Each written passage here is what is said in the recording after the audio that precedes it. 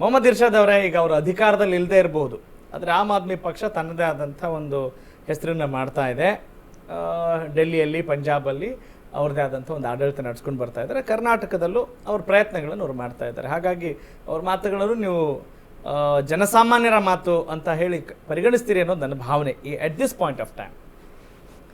ಏನು ಅಷ್ಟೊಂದು ಏನು ಸಡಿಲತೆ ಅಥವಾ ಅದನ್ನು ಆ ಶಬ್ದ ಪ್ರಯೋಗ ಮಾಡಬಾರ್ದು, ಅಷ್ಟೊಂದು ದೌರ್ಬಲ್ಯತೆ ಇದೆಯಾ ಕಾಂಗ್ರೆಸ್ ನಾಯಕರಲ್ಲಿ? ಯಾಕಂತ ಹೇಳಿದ್ರೆ ಅಲ್ಲಿ ಹೋದವರೆಲ್ಲ ಅಲ್ಲಿ ಸಿ ಎಂ ಆಗ್ತಾ ಇದ್ದಾರೆ ಅಂತ ಹೇಳಿದ್ರೆ ಎಲ್ಲಿ ಕಾಂಗ್ರೆಸ್ ವೈಫಲ್ಯ ಕಾಣ್ತಾ ಇದೆ? ಹೈಕಮಾಂಡಾ ಅಥವಾ ನಿಮ್ಮ ಪಕ್ಷದಲ್ಲಿರುವಂಥ ಸಾಮರಸ್ಯದ ಕೊರತೆನಾ ಅಥವಾ ಉಡಾಫೆ ರಾಜಕಾರಣನ?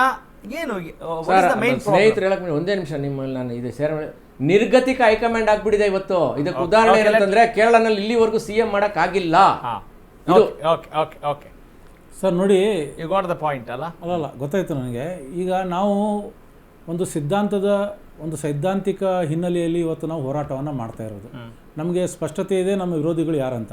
ಸೊ BJP ಅವ್ರಿಗೆ ನಾವು ನಮ್ಮ ಹೋರಾಟವನ್ನು ನಾವು ನಿರಂತರವಾಗಿ ಮಾಡ್ತಾ ಇದ್ದೀವಿ.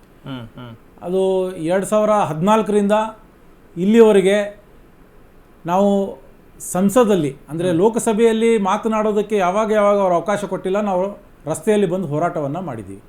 ಅಂದರೆ ಇವತ್ತು ವಿರೋಧ ಪಕ್ಷದವರಿಗೆ ನಾನು ಹೇಳಿದ್ನಲ್ಲ ಈಗಾಗಲೇ, ವಿರೋಧ ಪಕ್ಷ ಮುಕ್ತ ಭಾರತ ಬಾಡಬೇಕು ಅಂತ ಇವ್ರದ್ದು ಮನಸ್ಥಿತಿ ಇದೆ ಅಂತ.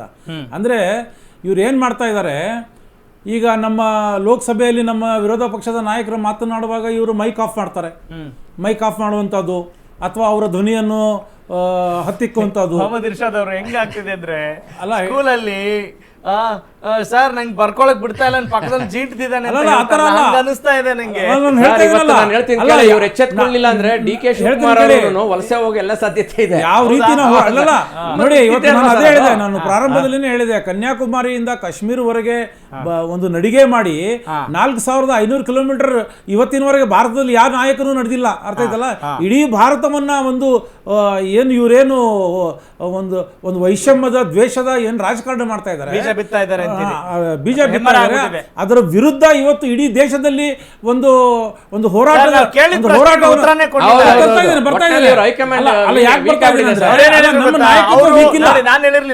ನಿರ್ಗತಿಕ ಹೈಕಮಾಂಡ್ ಅಂದ್ರು. ನೋಡಿ, ನಮ್ಮ ಹೈಕಮಾಂಡು ಅಷ್ಟು ಪ್ರಬಲ ಹೈಕಮಾಂಡ್ ಯಾರು ಇಲ್ಲ. ಅರ್ಥ ಆಯ್ತಲ್ಲ? 3 ದಿನ ಆಗಿದೆ ನೋಡಿ, ಇನ್ನು ಇಲ್ಲಿ ವಿರೋಧ ಪಕ್ಷದ ಬಿಜೆಪಿಯಲ್ಲಿ ವಿರೋಧ ಪಕ್ಷದ ನಾಯಕರನ್ನ ಹುಡುಗಾಟ ಮಾಡಕ್ಕೆ 6 ತಿಂಗಳು ತಗೊಂಡ್ರು. ಅಲ್ಲ, ವಿರೋಧ ಪಕ್ಷದ ನಾಯಕರನ್ನ ಹುಡುಗಾಟ ಮಾಡಕ್ಕೆ ಕರ್ನಾಟಕ ರಾಜ್ಯದಲ್ಲಿ 6 ತಿಂಗಳು ತಗೊಂಡ್ರು. 2-3 ದಿವಸ 4 ದಿವಸ ಇದೇನ್ರಿ? ಪ್ರಜಾಸತ್ತಾತ್ಮಕ ವ್ಯವಸ್ಥೆನಲ್ಲಿ ಎಲ್ಲ ಶಾಸಕರನ್ನ ವಿಶ್ವಾಸಕ್ಕೆ ತೆಗೆದುಕೊಂಡು ಒಂದು ನಿರ್ಣಯವನ್ನು ಕೈಗೊಳ್ಳಬೇಕಾಗ್ತದೆ. ಅದರ ಹಿನ್ನೆಲೆಯಲ್ಲಿ ಎಲ್ಲ ಇವತ್ತು ನಮ್ಮ ವೀಕ್ಷಕರು ಕೇರಳಕ್ಕೆ ಹೋಗಿದ್ರು, ಅಲ್ಲಿ ಅವರು ಒಂದು ಎಲ್ಲರ ಮಾತುಗಳನ್ನ ಕೇಳಿದ್ದಾರೆ, ಒಂದು ವರದಿಯನ್ನ ಹೈಕಮಾಂಡ್ಗೆ ಕೊಟ್ಟಿದ್ದಾರೆ. ಹೈಕಮಾಂಡ್ ಇವತ್ತು ನಾಳೆ ಅದು ನಿರ್ಣಯ ಮಾಡುತ್ತೆ. Correct sir. ಇಲ್ಲ ಸರ್, ಆಯ್ತು ಸರ್, ಕೇರಳದಕ್ಕೆ ಉತ್ತರ ಕೊಡ್ತಾ ಇದ್ದಾರೆ. Fine, no problem. ನಾನು ಹೇಳ್ತಾ ನೋಡಿ, ಅಷ್ಟೊಂದು ಏನು ಸರ್ ದೌರ್ಬಲ್ಯತೆ ಇದೆ ಅಂತಾನೆ? ಯಾಕೆ ಅಷ್ಟೊಂದು ವೈಫಲ್ಯತೆ? ಈಗ ನಿಮ್ ಪಕ್ಷದವ್ರು ಯಾರು ಬೇಕಾದ್ರೂ ಗಾಳ ಹಾಕ್ಬೋದ್ರಿ ಅನ್ನೋ ತರದಲ್ಲಿ ಆಗ್ಬಿಟ್ಟಿದೆ. ಅದಕ್ಕೆ ಸಾಕ್ಷಿ ಏನು?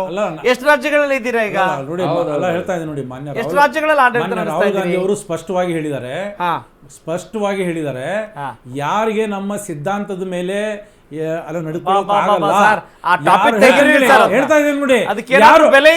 ಹೋರಾಟ ಮನಸ್ಥಿತಿ ಯಾರಿಲ್ಲ. ಒಂದು ಆಮಿಷ ಕೊಟ್ಟನೋ ಒಂದು ಭಯನೋ ಏನೋ ಒಂದು ಮಾಡಿ ಅವ್ರು ಹೋಗೋದಿದ್ರೆ ಅವ್ರು ಹೋಗ್ಲಿ, ಅಂತವ್ರು ನಮ್ಮ ಪಕ್ಷಕ್ಕೆ ಬೇಕಾಗಿಲ್ಲ. ಅರ್ಥ ಆಯ್ತಲ್ಲ? ಇರ್ಲಿ ನೋಡಿ ಸರ್, ವೀಕ್ ಏನಿಲ್ಲ ನೋಡಿ. ನಾನು ಹೇಳ್ತಾ ಇದೀನಲ್ಲ, ನಾವು ಸೈದ್ಧಾಂತಿಕ ಹೋರಾಟ ಮಾಡ್ತಾ ಇದೀವಿ. ನಾವು ಒಂದು ವಿಷಯ ಗೊತ್ತಾ, ನಾವೀಗ ಜನಸಾಮಾನ್ಯರು ಕೇಳೋದು ಬೇಡ, ನಿಮ್ಮ ಪಕ್ಷದಲ್ಲೇ ಸುಮಾರು ಸರಿ ಕೇಳಿದಾಗ AICC ಅಧ್ಯಕ್ಷರು ಯಾರು ಅಂತ ಕೇಳಿದ್ರೆ ತಕ್ಷಣಕ್ಕೆ ಮಲ್ಲಿಕಾರ್ಜುನ್ ಖರ್ಗೆ ಅವ್ರ ಹೆಸರನ್ನು ಹೇಳಲ್ಲ. ಗೊತ್ತಾ ನಿಮ್ಗೆ?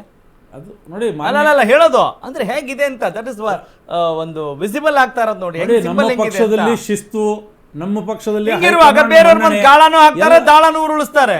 ಸರ್ ಯಾರು ಈಗ ವೀಕ್ ಇದ್ದಾರೆ, ಯಾರಿಗೆ ಅವ್ರ ದೌರ್ಬಲ್ಯಗಳಿದೆ, ಅವ್ರ ಪಕ್ಷದಲ್ಲಿ ಅವ್ರ ಸಿದ್ಧಾಂತಕ್ಕೆ ಅಂಟಿ ಯಾರು ನಿಂತ್ಕೊಳ್ಳೋಕೆ ರೆಡಿ ಇಲ್ಲ ಅಂತವ್ರು ಹೋಗ್ಲಿ ಬಿಡಿ, ಏನಾಗುತ್ತೆ ಅಂತವ್ರು ಇದ್ರೇನೋ ಹೋದ್ರೆ ಆ ಸಂಖ್ಯೆ ಜಾಸ್ತಿ ಇದೆಯಲ್ಲ, ಯಾಕೆ ಅಂತ ಹೇಳ್ತಾ ಇರೋದು. ಇರ್ಲಿ ನೋಡಿ, ಆ ಸಂಖ್ಯೆ ಜಾಸ್ತಿ ಇದೆಯಲ್ಲ.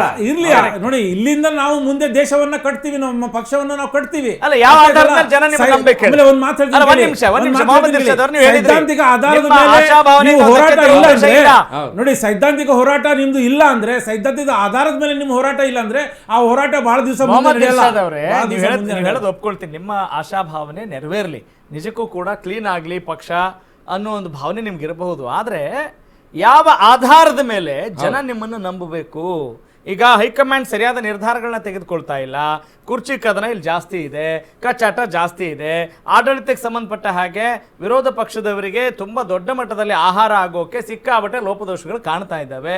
ಹಿಂಗಿರುವಾಗ ನೀವು ಬರೀ ನಮ್ಗೆ ಸೀಟ್ ಬಂದಿದ್ದಷ್ಟೇ 140 ಸೀಟ್ ನೀವು ತೆಗೆದುಕೊಂಡಿದ್ದೀರ ಅನ್ನೋ ಕಾರಣಕ್ಕೆ ಸುಮ್ಮನೆ ಇರ್ಬೇಕಾ? ಅದನ್ನ ಉಳಿಸ್ಕೊಂಡು ಹೋಗುವ ಯಾವ ಛಾತಿಯನ್ನ ನೀವು ತೋರಿಸ್ತಾ ಇದ್ದೀರಿ? ಈಗ ನೀವ್ ಹೇಳಿದ ಮತ್ಗೆ ಏನಂದ್ರೆ ರೇವಂತ್ ರೆಡ್ಡಿ ಅವ್ರಿಗೆ ಪ್ರಧಾನಿಗಳು ಏನು ಆಹ್ವಾನ ಮಾಡ್ತಿರೋರು ಅನ್ನೋದು ಎಲ್ಲರೂ ಒಪ್ಪುವಂತ ಮಾತು. ರೇವಂತ್ ರೆಡ್ಡಿ ಡಿ ಕೆ ಶಿವಕುಮಾರ್ ತುಂಬಾ ಅತ್ಯಾತ್ಮರು, ಅವ್ರ ಮುಖಾಂತರ ಇವ್ರನ್ನು ಆಹ್ವಾನ ಮಾಡಿ ಇವರೆಲ್ಲ ಪಕ್ಷ ಬಿಟ್ಟೋದ್ರೆ ಆಶ್ಚರ್ಯ ಪಡೋದಂತದ್ದು ಏನು ಇಲ್ಲ. ಆಶ್ಚರ್ಯ ಪಡೋಂಥದ್ದಿಲ್ಲ. ಅಂದ್ರೆ ಮೌನವಾಗಿದ್ದಾರೆ, ನೋಡೋಣ ಮುಂದಿನ ಹಂತದಲ್ಲಿ ಮಾತಾಡ್ತಾರೆ.